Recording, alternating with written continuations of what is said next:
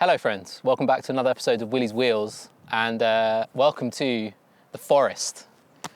I'm sat here, I've been camped out and I've been looking at that bike there, the Interceptor 650 in its Cali green finish, which I adore, all of the chrome goodness. And I've been trying to answer the question, is it good? And is it good enough to be my next bike? Well, the quick answer is yes, it's flipping brilliant, but it's not a Triumph.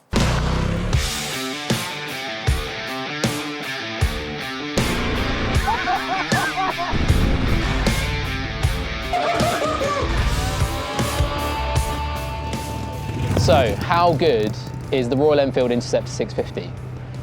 Well, it's absolutely brilliant, but it's not a Triumph. And that's what I said when I first got on the bike. And oh my, have my preconceptions been challenged and changed.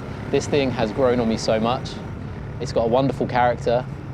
It's built really well. It rides great. And I'm sure you'll agree, as we reach the end of this review, that you'd be a fool not to want to ride one. If you want a retro classic that people will come and talk to you about all the time when you're parked up in town or out here in the forest, you want something that's reliable, it's got a good 3-year warranty from factory, it's not going to break the bank, and there's a myriad of parts available to customize and modify to how you like, this is the bike. It is absolutely cracking. And the excuse, it's not a Triumph, just doesn't count anymore. The latest updates have brought it up with the big boys. And they've done it at a price which you can't argue with, £6,000.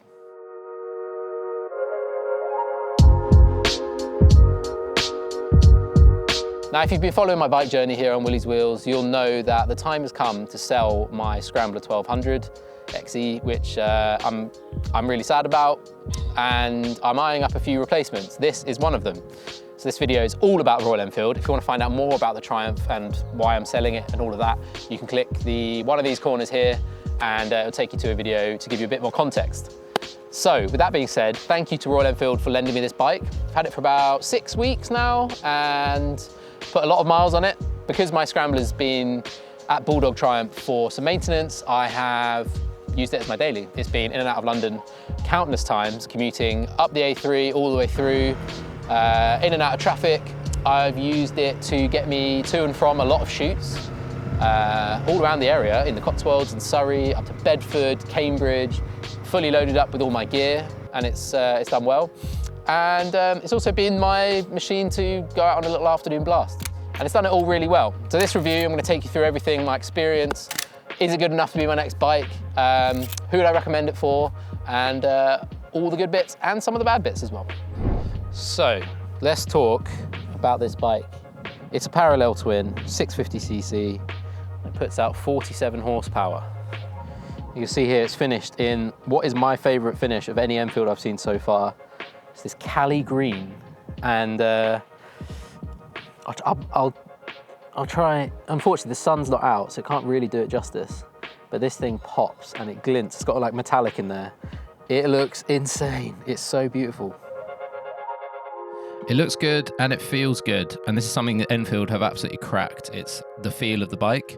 When you climb on, super easy. It's a modest seat height of 806mm, and it's a middleweight at 202 kilos. So this translates to a ride that's very relaxed and pretty responsive. And this is a bike that lets you and encourages you to use all 47 of its horsepower across the whole rev range. And that translates to a dynamic and fun riding experience. I'd say this is at home, in town and on B roads, less so on motorways. We'll come to that later. This is where the character of the bike really started to shine for me. It just loves to be ridden. It's not a beast that you need riding modes and a really light wrist to tame. It's a dependable, supportive friend that wants you to enjoy the ride, feel engaged to the engine and feel the bumps in the road. It's great. Quick one, if you're not already and you're enjoying this content, please do hit subscribe. I'd love to have you a part of this channel and this community that we're building here at Willie's Wheels. I've got plenty of content like this, reviews, adventures, trips, little camping trips with the Wingman tent, lots planned this year, and also lots more Royal Enfield bikes that are coming on loan for review. So if you're not already, hit subscribe, it's just below the window here. I'd massively appreciate it. It's a simple bike with everything you need to get you from A to B without any fancy flourishes or gizmos or gadgets or anything like that. There's no TFT or sat-nav here. There's also no rider modes. It does away with all of that. The only thing you get is ABS, which is essential really for riding around and safety. So that's good that you've got that, but that's about it. Which brings me on to the controls. So attached to these rather large Mickey Mouse wing mirrors, which do the job actually, and they don't vibrate, is the controls here. And there's some really nice grips on this one. I think these have been updated because they weren't on the one I reviewed from 2019. If you're interested in that video, you can watch it over here somewhere. The switchgear is super simple and the cockpit is too. And so you got your hazard switch here, your ignition, and then on the other side, you got your horn and your light controls. And that literally is it. Thankfully, you get a real key here, no wireless business. So you got your ignition there, and then these lovely 2 clocks at the top, which I think are absolutely beautiful. They're a perfect size, they give you all the information you need, and they look great. So nice one, Royal Enfield. So what's new for 2024? Well, follow me, because we have a new front headlight, which is LED. It's now got LEDs, both in the dip beam and the main beam. Still looks really classic. It's got a lovely small size, perfect proportions with the clocks, but it's just much more effective in the dark, which is, well, it's what you want in the dark, isn't it? You want a good headlight, and this is dramatically better than the halogen one, so nice. Also a nice little Royal Enfield emblem in there. It's a lovely change. Now, something I actually missed until I look at the specs for this bike, there's a USB underneath the clutch lever, and if I can open it, there we go, yeah. Little USB there for charging your phone, and it's in a really nice spot, so you could run the cable along here, and if you've got a quad lock or something in the middle, you could just run it there, so that'd be really nice and neat. Excellent, love to see that, and that's not an extra that you have to pay for. And just next to it, you'll notice we've got adjustable levers for the clutch and also for the front brake. So alongside these upgrades and a few little tweaks to things like the grips, it all feels decidedly premium, which is quite strange because this is quite an affordable bike. So what's the catch? Well, let's find out. Here is a lightning fast likes and dislikes of the Enfield 650. First thing I love, it's super nimble. We've talked about this before. It turns in great, although sometimes it does get a little upset mid-corner. Second, there's a great amount of low-end poke. It's got more than enough torque for town riding, and 90% of that torque is below 2,500 RPM, which helps you rip off the line and beat your mates. The 6th gear keeps taking me by surprise. I always expect a bike of this size and power to be a 5-speed, but that 6th really helps on longer stretches, and in general the gearing is really well set up. Clutch action is really light and precise. There's a toolkit hidden under the side panel on the left-hand side, which is a lovely touch. We've also got a 3-year warranty, and owners generally report a good level of reliability. This seat is definitely an improvement on the last model that I rode, but because it is a completely flat seat, I have found that on longer rides of more than like an hour and a half, I start to get a really sore bum and I want to stop. It gets in your head, it's annoying. I think an aftermarket seat, a third-party one with a gel insert, or get a gel insert on this one put in by someone who knows what they're doing, would be a really great option, I think. And the next issue, and this is something I noticed with the Scram 411 and the Hunter 350, and this is maybe where you start to notice where Royal Enfield have cut some costs to get it into this price.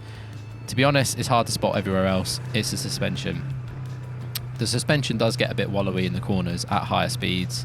It's not confidence inspiring, and while the engine is egging you on to rev the nuts off it and send it into a curvy piece of road, the suspension is always holding me back in the back of my mind. I don't really like this engine switch. It's common across a lot of Royal Enfields. I don't know, I just don't like it. I don't like the way it looks. It operates fine. I've heard some people have had some issues with the connections under there. Yeah, it's not a major thing, but just something I don't like so much.